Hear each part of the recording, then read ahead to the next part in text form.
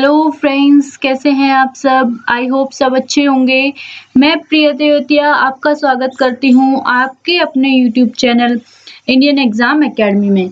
जैसे कि मैंने आपको पिछली क्लास में पढ़ाया था कि वर्णमाला किसे कहते हैं। मैंने आपको पिछली क्लास में पढ़ाया था कि वर्णमाला किसे कहते हैं। वर्णों के व्यवस्थित क्रम को किसके वर्णों के व्यवस्थित क्रम को क्या कहते हैं? हम वर्णमाला कहते हैं। अब क्वेश्चन में पूछा गया था कि वर्णमाला के जनक कौन है, तो महर्षि किसे महर्षि पाणिनि जो है उसे हम वर्णमाला के जनक कहते हैं। महर्षि किसको पाणिनि को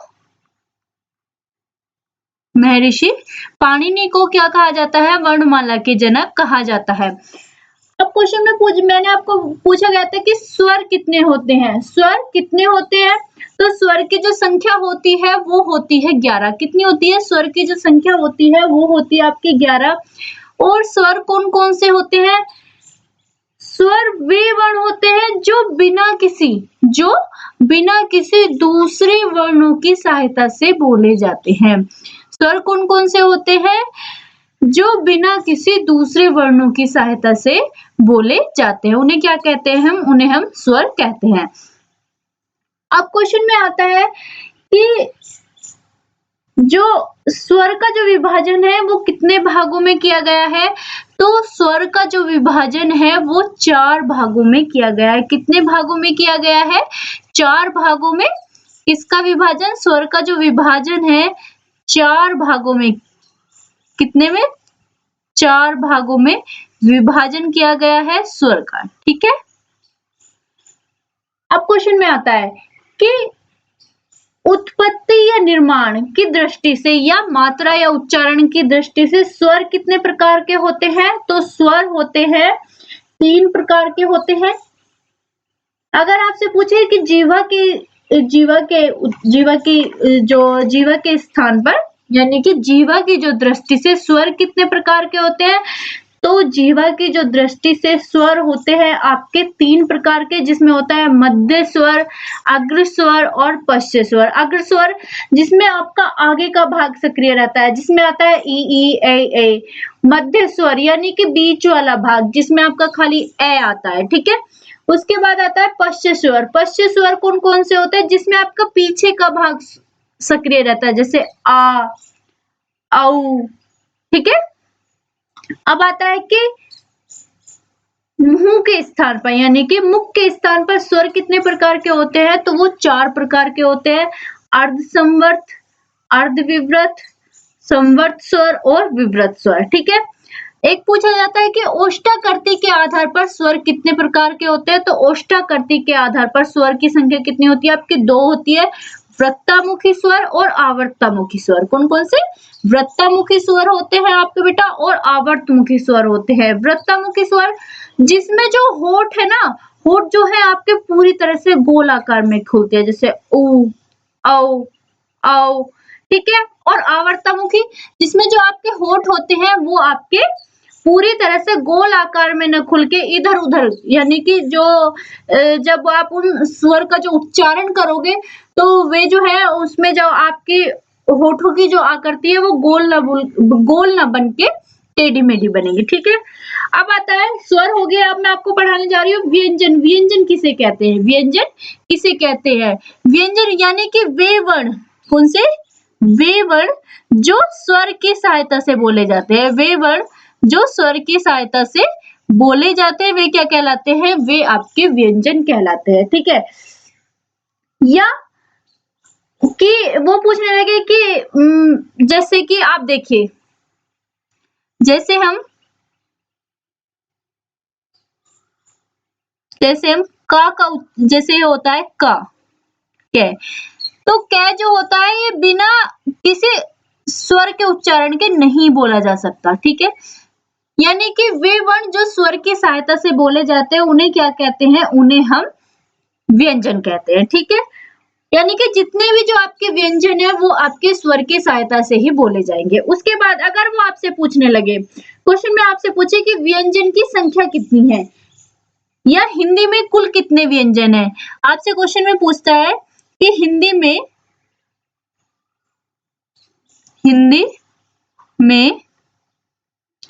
कुल कितने व्यंजन हैं? हिंदी में कुल कितने व्यंजन है? तो हिंदी में जो आपके व्यंजन की संख्या है वो है 33 यानी कि 33। हिंदी में कुल कितने व्यंजन है? हिंदी में जो आपके व्यंजन की संख्या है वो है 33। ठीक है। अगर आपसे पूछे, अब आपसे पूछता है कि व्यंजन कौन कौन से होते हैं, आपसे पूछता है कि व्यंजन कौन कौन से होते हैं। ठीक है, देखिए व्यंजन, व्यंजन कौन कौन से होते हैं, यानी कि का वर्ग से लेकर और आपका का वर्ग से लेकर और आपका पा वर्ग तक जो भी है वो आपके व्यंजन है। का वर्ग से लेकर और आपके पा वर्ग तक जो है वो आपके व्यंजन है। देखिए का, खा, गा, घा और आपका अंगा। ठीक है। उसके बाद आता है आपका चा वर्ग, चा, छा, जा, झा और या। उसके बाद आता है आपका टा वर्ग, टा, ठा, डा और ढा, औणा। उसके बाद आता है आपका ता, था, दा, धा और ना। उसके बाद आता है आपका पा, पा, बा, भा और मा। यानी कि आप याद रखना है का वर्ग इसे बोलते हैं का वर्ग, इसे बोलते हैं चा वर्ग, इसे बोलते हैं टा वर्ग, इसे बोलते हैं ता वर्ग, इसे बोलते हैं पा वर्ग। यानी कि कै चे टे ते पे, यानी कि कै चे टे ते पे ये क्या है आपके, ये है आपके व्यंजन। आपसे अगर पूछता है क्वेश्चन में कि का से लेके पा वर्ग तक, का से लेके पा वर्ग तक जो व्यंजन है उन्हें क्या कहते हैं? का से लेके पा वर्ग तक जो आपके व्यंजन है इन्हें क्या कहते हैं? इन्हें हम कहते हैं स्पर्श व्यंजन। क्या कहते हैं? स्पर्श व्यंजन। स्पर्श व्यंजन ना बोल के इन्हें हम वर्गीय व्यंजन भी कहते हैं। क्या कहते हैं? वर्गीय व्यंजन। स्पर्श व्यंजन ना बोल के इन्हें हम क्या बोल देते हैं? वर्गीय व्यंजन भी बोल देते हैं। ठीक है। उसके बाद वो आपसे कहता है, पूछता है कि अंतस्थ व्यंजन कौन कौन से होते हैं? अंतस्थ व्यंजन, अंतस्थ व्यंजन, अंतस्थ व्यंजन कौन कौन से होते हैं आपके? या, रा, ला और वा। ये क्या है? ये है आपके अंतस्थ व्यंजन। ऊष्म व्यंजन, ऊष्म व्यंजन, शा शा शा हा, शा और आपका शा, शा और हा। ठीक है। उसके बाद अगर वो आपसे पूछे कि स्पर्श व्यंजन की संख्या जो है, आपके जो स्पर्श व्यंजन है उनकी संख्या कितनी है, तो जो ये आपके स्पर्श व्यंजन है इनकी संख्या है आपकी 25। यानी कि देखिए इस वर्ग में का वर्ग में 5 है, चा वर्ग में 5 है, टा वर्ग में 5 है, ता वर्ग में 5 और पा वर्ग में 5 है। यानी कि का से लेके और पा वर्ग जो है उसमें आपके स्पर्श व्यंजन की जो संख्या है वो है 25। और इन्हें आपसे पूछे कि जो व्यंजन है उनको कितने वर्गों में बांटा गया है, तो व्यंजन को 5 वर्गों में बांटा गया है। कितने वर्गों में बांटा गया बेटा? 5 वर्गों में व्यंजन को बांटा गया है। ठीक है। अब देखिए, अब जो का वर्ग है, ये जो आपका का वर्ग है ये जो आपका क वर्ग है ये किससे बोला जाता है? क वर्ग जो है ये बोला जाता है आपका कंठ से। किससे? कंठ से। च वर्ग जो है ये बोला जाता है आपका तालव्य से। किससे? तालव्य से। ठीक है। उसके बाद ट ठ ड ढ ण ये बोला जाता है आपका ट वर्ग जो है ये बोला जाता है आपका मूर्धन्य से। किससे? मूर्धन्य से। उसके बाद ता वर्ग जो है ता वर्ग बोला जाता है आपका दंत से। किससे बोला जाता है? दंत से। और ये जो है आपका पा वर्ग बोला जाता है आपका ओष्ठ से। किससे? ओष्ठ से। पा फा बा भा मा ये किससे बोला जाता है? ये आपका ओष्ठ से बोला जाता है। ठीक है। उसके बाद आता है कि जो ये आपके ऊष्म व्यंजन हो गए, उसके बाद आते हैं आपके संयुक्त व्यंजन। कौन से व्यंजन आते हैं? संयुक्त व्यंजन। आपसे क्वेश्चन में पूछता है कि संयुक्त व्यंजन क्या होता है? संयुक्त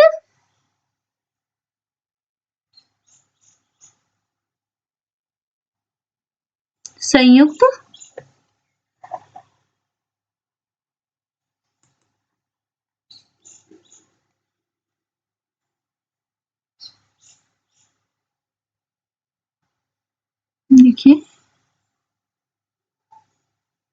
संयुक्त व्यंजन। संयुक्त व्यंजन क्या होता है? संयुक्त व्यंजन यानी कि जुड़ा हुआ व्यंजन। क्या होता है? जुड़ा हुआ व्यंजन जिसमें कम से कम दो व्यंजन हो। क्या हो? जिसमें कम से कम दो व्यंजन होते हैं उसे हम क्या कहते हैं? उसे हम कहते हैं संयुक्त व्यंजन। यानी कि जिसमें कम से कम क्या हो? दो व्यंजन हो। क्या हो? दो व्यंजन होते हैं। दो व्यंजन होते हैं उसे संयुक्त व्यंजन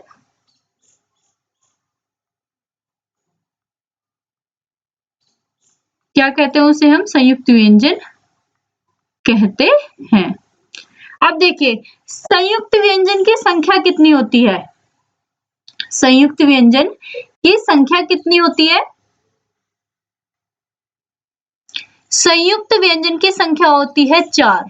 कितनी होती है? संयुक्त व्यंजन जो है उनकी संख्या होती है 4। छ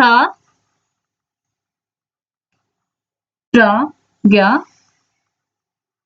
और इसे जिसे बोल देते हैं हम शार शर्मिक। जो ये छ है ये किन किन शब्दों यानी कि किन किन व्यंजनों से मिलके बना है? तो ये बना है आपका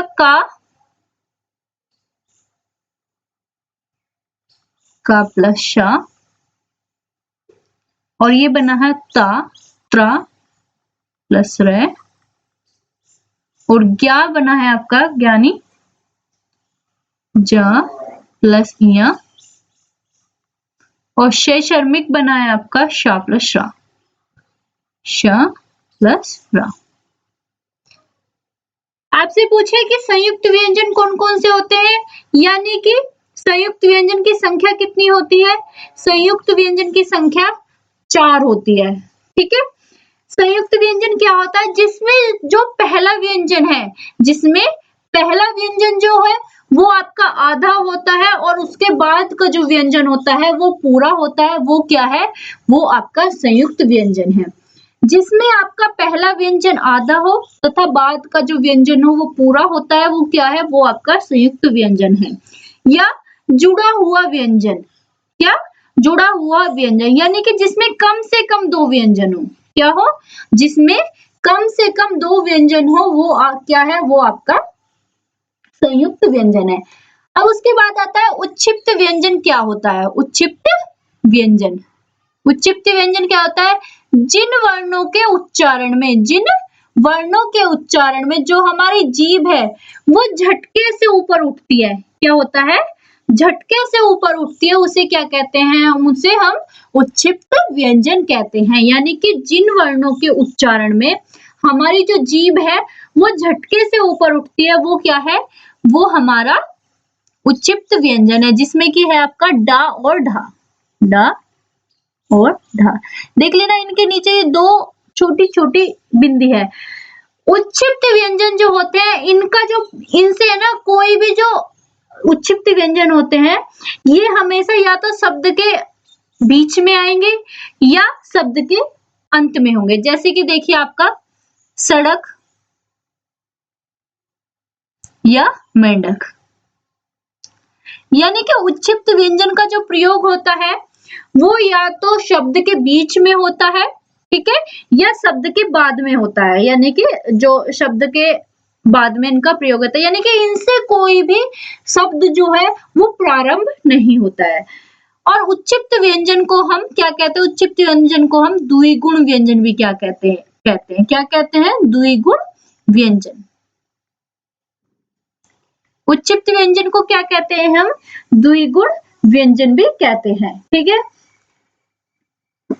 अब देखिए, अब आता है कि आगत ध्वनियां किसे कहते हैं? क्वेश्चन में आता है एक कि आगत ध्वनियां। आगत ध्वनियां।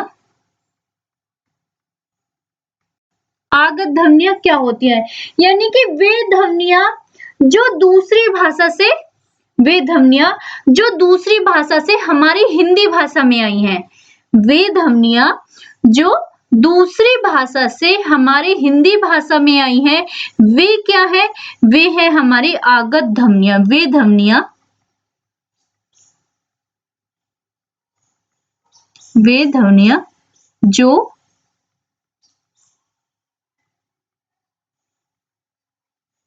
जो दूसरी भाषा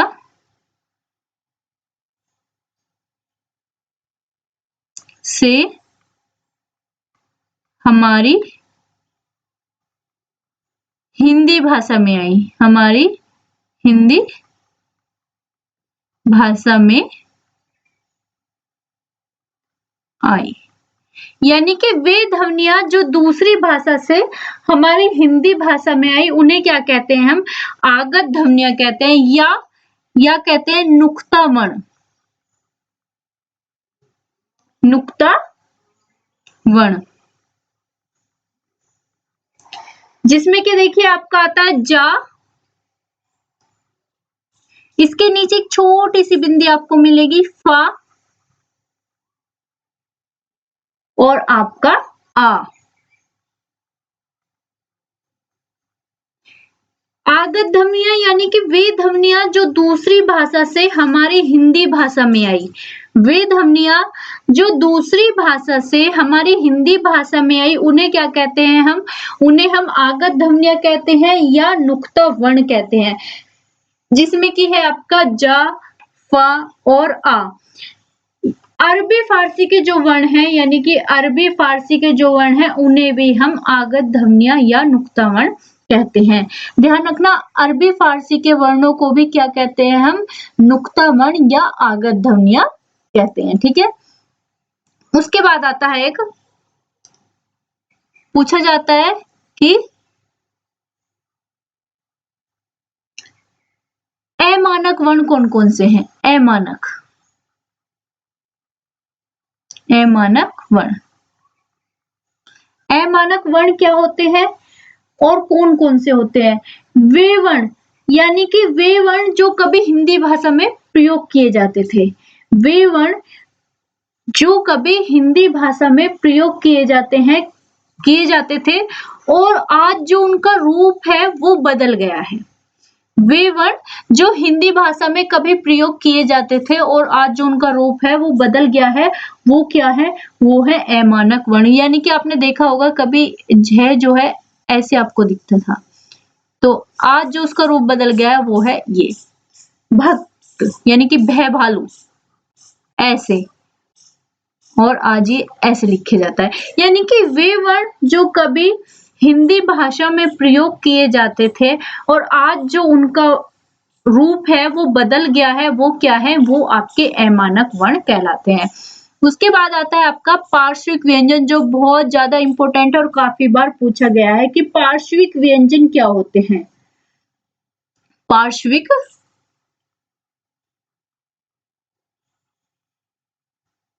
पार्श्विक व्यंजन, पार्श्विक व्यंजन कौन से होते हैं? वे व्यंजन जिनके उच्चारण में, वे व्यंजन जिनके उच्चारण में जीवा का जो बगल वाला भाग, जीवा का जो बगल वाला जो भाग है वो स्पर्श करता है। जीवा का बगल वाला जो भाग है वो स्पर्श करता है, उसे क्या कहते हैं? उसे हम पार्श्विक व्यंजन कहते हैं। पार्श्विक व्यंजन जिसमें जीवा का बगल वाला भाग स्पर्श करता है, उसे क्या कहते हैं? उसे हम पार्श्विक व्यंजन कहते हैं। जिसमें कि पार्श्विक व्यंजन आपका एक ही है, कौन सा है? लय। क्या है? लय। उसके बाद आता है कि लुंठित व्यंजन। लुंठित व्यंजन,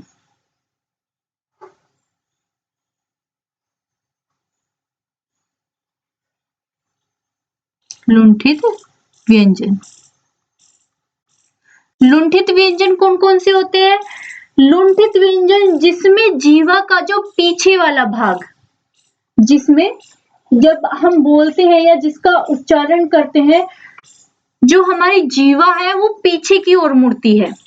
जब हम, लुंठित व्यंजन कौन सा है? जब हम बोलते हैं और उसमें जो हमारी जीवा है यानी कि जो हमारी जीभ है वो पीछे की ओर मुड़ती है, तो उसे हम क्या कहते हैं? उसे हम लुंठित व्यंजन कहते हैं। जिसमें कि आपका एक ही है, रा। जब आप रा का उच्चारण करोगे तो आपकी जो जीवा है वो पीछे की ओर मुड़ेगी, तो वो क्या है? वो है आपका लुंठित व्यंजन। ठीक है। उसके बाद पूछा जाता है कि ये जो वर्ण है, वर्णों के जो भेद हैं वो कितने प्रकार के हैं? क्वेश्चन में पूछा जाता है कि वर्णों के जो भेद हैं वो कितने प्रकार के हैं। तो वर्णों के जो भेद हैं वो हैं आपके दो प्रकार के हैं। कौन कौन से? वायु या प्राण के आधार पर। कौन से? वायु या प्राण के आधार पर। वर्णों को कितने भागों में बांटा गया है? वर्णों को दो भागों में बांटा गया है, वायु या प्राण के आधार पर, झंकार या कंपन के आधार पर। तो देखते हैं वायु या प्राण के आधार पर जो वर्ण है,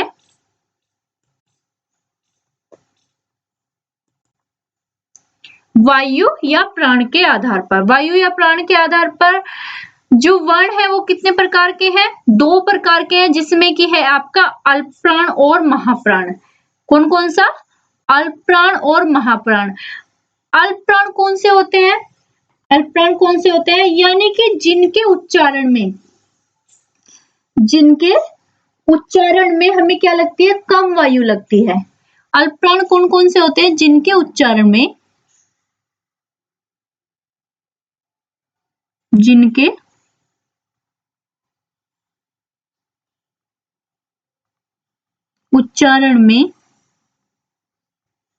कम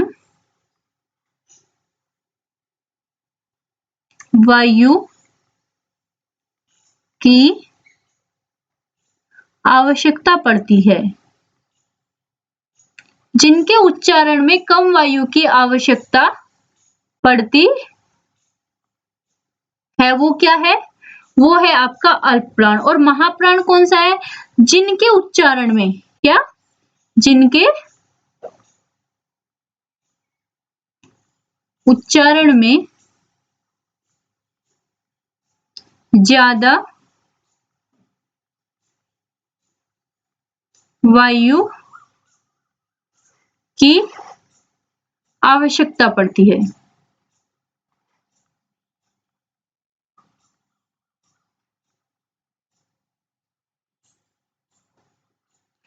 अल्प प्राण कौन कौन से होते हैं? जिनके उच्चारण में कम वायु की आवश्यकता पड़ती है, वो तो है हमारे अल्प प्राण। और महाप्राण कौन कौन से हैं? जिनके उच्चारण में हमें ज्यादा वायु की आवश्यकता पड़ती है, वो है हमारे महाप्राण। अब देख लेते हैं कि अल्प प्राण के अंतर्गत कौन कौन से वर्ण आते हैं। अल्प प्राण के अंतर्गत कौन कौन से वर्ण आते हैं? तो देखिए,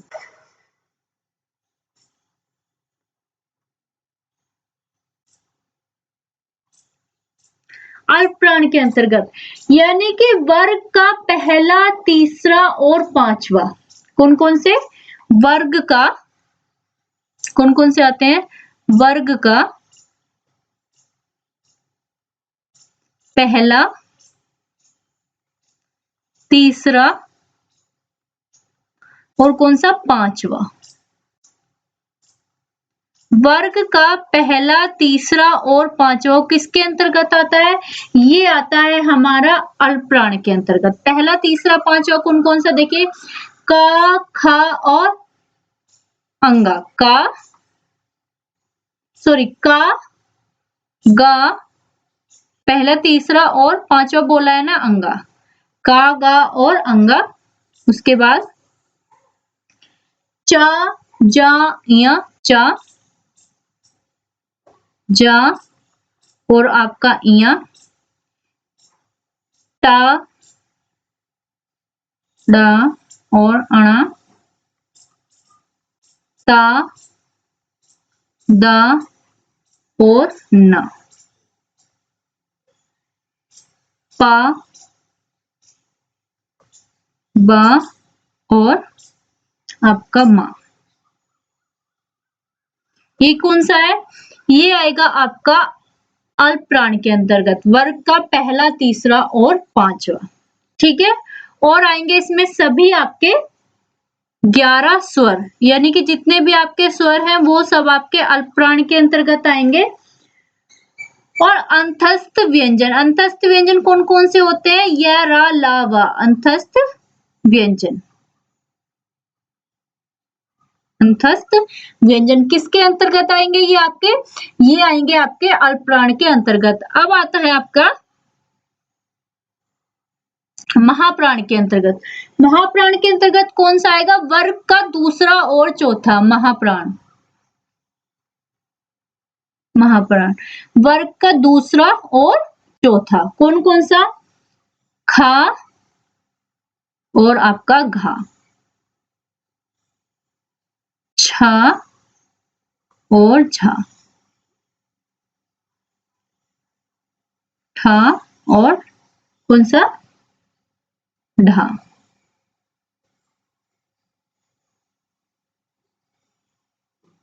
ठा और दहा, फा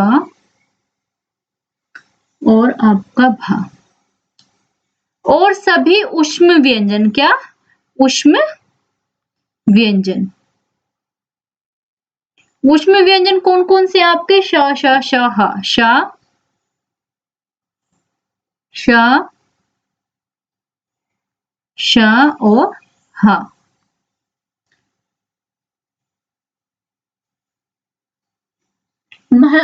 जो आपका महाप्राण के अंतर्गत कौन कौन से आते हैं? वर्ग का दूसरा और चौथा और सभी ऊष्म व्यंजन। और आपका अल्प प्राण के अंतर्गत कौन कौन सा आता है? वर्ग का पहला, तीसरा और पांचवा। और ये जो आपका पंचमा अक्षर है, यानी कि पांचवा जो आपका वर्ग है, ये वाला जो आपका वर्ग है, इस वर्ग को हम क्या कहते हैं? इस वर्ग को हम पंचमा अक्षर क्या कहते हैं? पंचमा अक्षर भी बोल देते हैं, या हम बोल देते हैं इसको पंचम वर्ण। क्या? पंचम वर्ण या नासिक्य वर्ण, यानी कि ये नाक से भी बोले जाते हैं, नासिक्य वर्ण। ठीक है, या इनको अनुनासिक वर्ण भी बोल देते हैं। क्या? अनुनासिक वर्ण, अनुनासिक वर्ण। वर्ग का पहला, तीसरा और पांचवा किस किस के अंतर्गत आता है? ये अल्प प्राण के अंतर्गत आता है और 11 स्वर आते हैं इसमें और अंतस्थ व्यंजन आते हैं। महाप्राण के अंतर्गत कौन कौन सा आता है? वर्ग का दूसरा, चौथा और ऊष्म व्यंजन, यानी कि शा, शा, शा और हा। अब उसके बाद आता है कि ये जो आपका पांचवा वर्ग है, इसको क्या बोल देते हैं हम? पांचवें वर्ग को हम पंचमाक्षर, पंचम वर्ण नासिक्य वर्ण या अनुनासिक वर्ण भी बोल देते हैं। ठीक है, उसके बाद देखिए, उसके बाद आता है झंकार या कंपन के आधार पर जो वर्ण है वो कितने प्रकार के हैं। झंकार या कंपन के आधार पर वर्ण कितने प्रकार के हैं। तो झंकार या कंपन के आधार पर वर्ण दो प्रकार के हैं। कौन कौन से। सघोष और अघोष। कौन कौन से हैं। सघोष और अघोष। सघोष कौन कौन से होते हैं। सघोष कौन कौन से होते हैं। जिन वर्णों के जैसे हम जिन वर्णों के उच्चारण में जो हमारे स्वर तंत्रिकाएं हैं वो अधिक झंकार उत्पन्न हो, यानी कि जिन वर्णों के उच्चारण में अधिक झंकार हो वो सघोष है, और जिन वर्णों के उच्चारण में कम झंकार या कम कंपन उत्पन्न होता है वो क्या है, वो हमारे अघोष है। देखिए, जिन वर्णों के उच्चारण में ज्यादा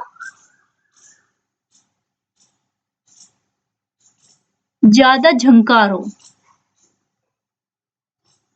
जिन वर्णों के उच्चारण में ज्यादा झंकार हो वो क्या है, सघोष, और जिन वर्णों के उच्चारण में कम झंकार हो वो क्या है, वो है हमारे अघोष। ठीक है, अब सघोष में कौन कौन से आते हैं। सघोष में आते हैं वर्ग का पहला और आपका दूसरा। सघोष में कौन कौन से आते हैं। वर्ग का सॉरी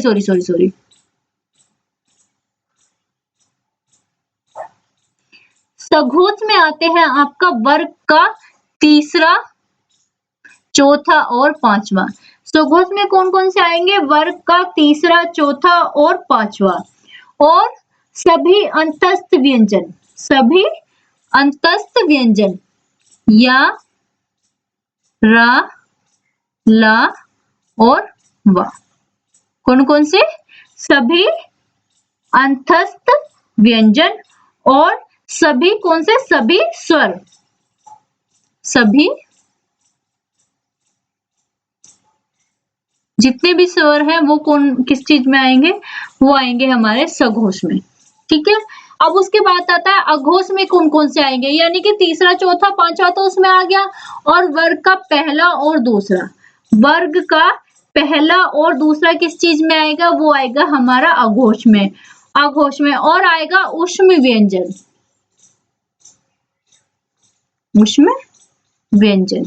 अब याद रखना कि ऊष्म व्यंजन में इसमें हा को छोड़ देना है, यानी कि है को छोड़कर, है जो आएगा वो आपका सघोष में आएगा। किस चीज में आएगा, सघोष में आएगा। झंकार या कंपन के आधार पर स्वर कितने प्रकार, झंकार या कंपन के आधार पर वर्ण कितने प्रकार के होते हैं, दो प्रकार के, सघोष या अघोष।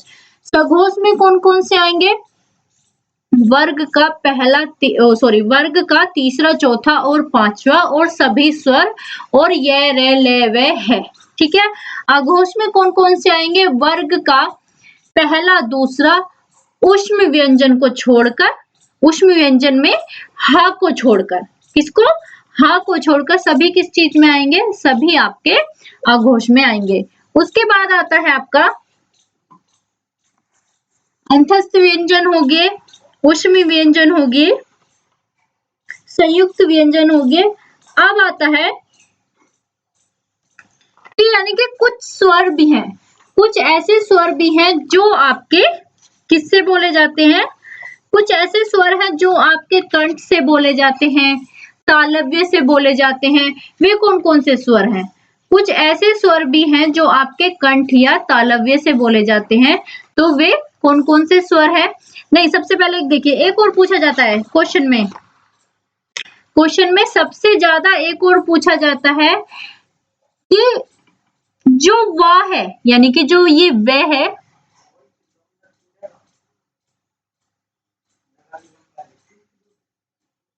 ये जो वे है ये किस चीज से बोला जाता है, ये जो वे है ये आपका दंतोष्ठ से बोला जाता है। किससे, दंतोष्ठ से। ये काफी बार आपका पूछा भी गया है कि जो ये जो वे है ये किस चीज से बोला जाता है, ये आपका दंतोष्ठ से बोला जाता है। और ये जो आपका ओ, औ और आओ, ये किस चीज से बोला जाता है? ये बोला जाता है आपका कंठोष्ठ, यानी कि कंठ प्लस ओष्ठ। किससे बोला जाता है? कंठोष्ठ। और आपका ये जो वर्ग का ये जो वर्ग है उसका जो पंचमा अक्षर है, वर्ग जो है उसका जो पंचमा अक्षर है वो किस चीज से बोला जाता है?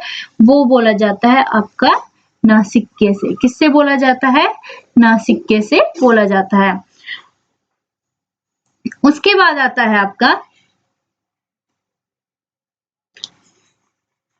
ये जो स्वर है वो आपके किस किस चीज से बोले जाते हैं, यानी कि कौन सा स्वर आपका कंठ से बोला जाता है, कौन सा स्वर आपका तालव्य से बोला जाता है। तो देखिए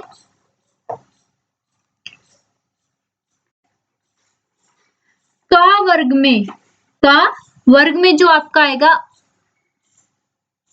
ए, आ और आपका हा, ये किस चीज में आएगा? ये आपका आएगा कंठ। किससे बोला जाएगा? कंठ। ई, और या और आपका शा, ये किससे बोला जाएगा? ये बोला जाएगा आपका तालव्य से। किससे? तालव्य से। उसके बाद री और श, ये किससे बोला जाएगा आपका? ये बोला जाएगा आपका मूर्धन्य से। किससे? मूर्धन्य से। उसके बाद ला और सा, और से, ये किससे बोला जाएगा? ये बोला जाएगा आपका दंत से। किससे? दंत से। उसके बाद उ और औ, ये बोला जाएगा आपका ओष्ठ से। किससे? ओष्ठ से। ठीक है। अगर आपसे पूछे कि जो ये आपका च वर्ग है, च वर्ग जो है, च वर्ग को हम क्या कहते हैं? तो च वर्ग को हम स्पर्शी संघर्षी व्यंजन भी कहते हैं। च वर्ग को क्या कहते हैं हम? स्पर्शी, क्या कहते हैं हम? स्पर्शी संघर्षी व्यंजन। च वर्ग को हम क्या कहते हैं? च वर्ग को हम स्पर्शी संघर्षी व्यंजन भी कहते हैं। अब देखिए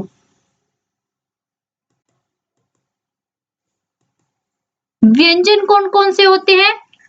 ये होते हैं, व्यंजन होते हैं हमारे जो स्वर की सहायता से बोले जाते हैं। वो क्या होते हैं हमारे? वो हमारे व्यंजन होते हैं। ठीक है।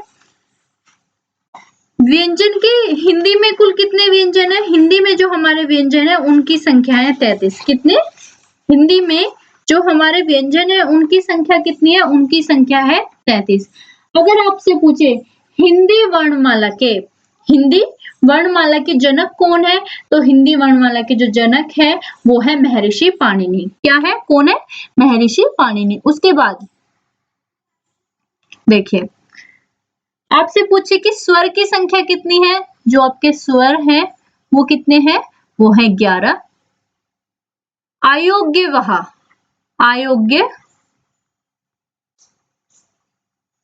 अयोग्य वह, इनकी संख्या कितनी है? इनकी संख्या है 2।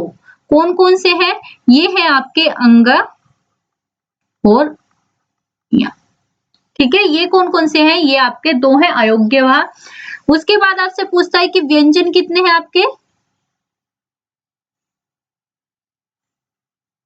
व्यंजन कितने हैं? व्यंजन की संख्या है 33। ठीक है। उसके बाद संयुक्त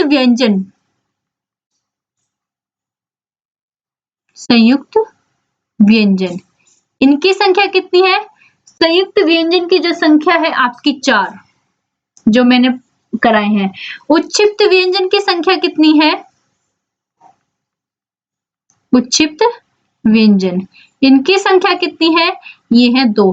तो ये टोटल कुल मिला के कितने हुए? ये हुए हैं 52। कितने? 52। यानी कि आपसे पूछे अंग्रेजी वर्णमाला में कितने अक्षर होते हैं, तो कितने होते हैं? 26। अंग्रेजी वर्णमाला में कितने अक्षर होते हैं? 26। ठीक है, अंग्रेजी में कितने अक्षर होते हैं? 26। और 26 का दुगना कर दीजिए, कितने हो गए? 52। यानी कि वर्णमाला में, हिंदी वर्णमाला में कुल कितने वर्ण हैं? तो हिंदी वर्णमाला में 52 वर्ण है। कितने वर्ण है? 52 वर्ण है। आपसे पूछे कि हिंदी में स्वर की संख्या कितनी है? तो हिंदी में स्वर की संख्या 11 है। प्राकृत भाषा में 10 है, मैंने आपको पढ़ाया है। पाली भाषा में 9 है और संस्कृत में 13 है। स्वर कौन से होते हैं? जो उच्चारण में किसी दूसरे वर्ण की सहायता नहीं लेते, यानी कि जो स्वतंत्र होते हैं। क्या होते हैं? स्वतंत्र होते हैं। स्वर की संख्या कितनी होती है? 11 होती है। 11 स्वर में कुल कितनी मात्राएं होती है? तो 11 स्वर में कुल 10 मात्राएं होती है। ठीक है, उसके बाद आपसे पूछे कि का वर्ग से लेकर पा वर्ग तक कितने वर्ण है? तो का से लेके पा वर्ग तक 25 वर्ण है। और इन्हें क्या कहते हैं? हम इन्हें स्पर्श व्यंजन या क्या बोलते हैं? वर्गीय व्यंजन भी क्या कहते हैं? क्या कहते हैं? स्पर्श व्यंजन और वर्गीय व्यंजन भी कहते हैं। ठीक है, यानी कि इन्हें क्या कहते हैं? हम स्पर्श व्यंजन या वर्गीय व्यंजन भी कहते हैं। ऊष्मीय व्यंजन कौन कौन से होते हैं? या, रा, लावा। कौन कौन से? या, रा, लावा कौन कौन से हैं? ये है हमारे ऊष्म व्यंजन। ठीक है, सॉरी, अंतस्थ व्यंजन कौन कौन से हैं? अंतस्थ व्यंजन है हमारे ये, रे, ले, वे। ये कौन कौन से हैं? हमारे अंतस्थ व्यंजन है। उसके बाद ऊष्म व्यंजन कौन कौन से हैं? शा, शा, शा, हा। ठीक है, संयुक्त व्यंजन जिसमें कम से कम 2 व्यंजन जुड़े हों, जिसमें कम से कम 2 व्यंजन जुड़े हों, वो क्या है? वो हमारे संयुक्त व्यंजन कहलाते हैं। या जिन व्यंजनों में हमारा पहला अक्षर आधा हो तथा दूसरा अक्षर पूरा हो, वो हमारे संयुक्त व्यंजन कहलाते हैं। इनकी संख्या कितनी होती है? संयुक्त व्यंजन की संख्या है 4। कितनी? 4। ठीक है, उच्चिप्त व्यंजन कौन से होते हैं? जिन वर्णों के उच्चारण में जो हमारी जीभ है वो झटके से ऊपर उठती है, उन्हें हम उच्चिप्त व्यंजन कहते हैं। डा और ढा। इन्हें हम द्विगुण व्यंजन भी कहते हैं। ठीक है, मैंने जो आपको वर्णमाला कराई है, यानी कि वर्णमाला में जो मैंने आपको व्यंजन कराए हैं, आई होप वो आपको अच्छे से समझ आए होंगे। तो वीडियो को लाइक कीजिएगा और शेयर कीजिएगा और चैनल को सब्सक्राइब कीजिएगा। धन्यवाद।